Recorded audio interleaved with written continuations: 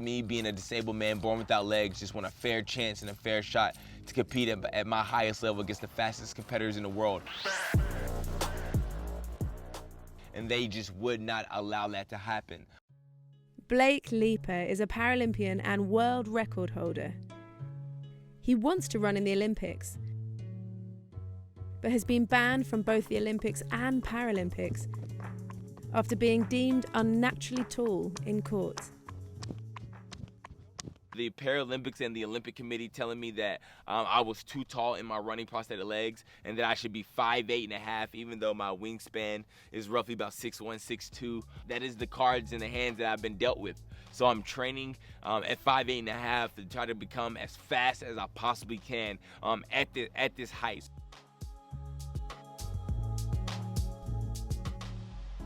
How is height calculated?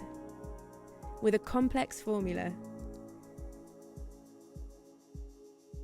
Maximum allowable standing height, also known as MASH, aims to predict the hypothetical height of double amputees.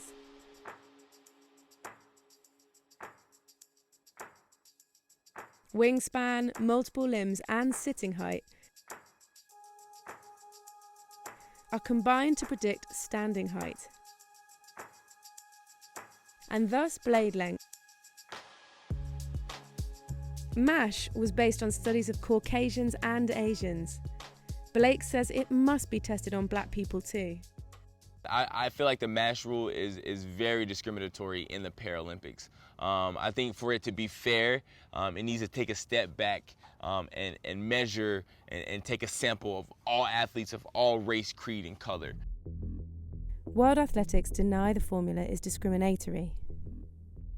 Even scientists involved in Blake's case remain deeply polarized. The court heard it, considered it, said it's not fair, and therefore, Blake, you're not eligible to run on limbs of those particular lengths because they're too long and they give you an advantage. I don't think the right decision has been made with Blake Leeper.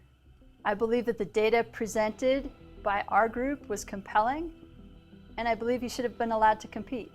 They disagree on the use of MASH. So it's very good. Is it perfect? Perhaps, there's always going to be some variability. Could MASH incorrectly assign his lower leg length to be 15 centimeters shorter than it is? And no, absolutely not. Could it misassign by 10 centimeters? No chance. Now, if you get down to the level of 2 centimeters, that's possible. I believe if you're going to have a rule that's meant to govern a wide range of different races, it's extremely important to include those races in the establishment of that rule, in the formula. They disagree on whether height even matters. If everything else is equal, the longer your legs are, the faster you're going to run. Based on our rigorous research, we found that there was no effect of height on maximum speed. That leads me to believe that Blake could run on whatever height he feels comfortable with and should be able to compete in the Olympics. Growing up in East Tennessee, being disabled, being a black man with a disability, I've been in the face of being told no because I look different. As hard as those moments are, I'm a true believer that your adversity is your advantage. To qualify for the next Olympic and Paralympic Games, Blake is now retraining at a shorter height. And I have to retrain my body, and at 31 years old, I'm about to turn 32, it's a huge ask to ask myself to start over again. But being born without legs and having to deal with my disability my whole life, I learned a long time ago that life is tough. And I have the characteristics and I have the tools to overcome another hurdle in my life to become one day the fastest man in the world again, regardless of the height.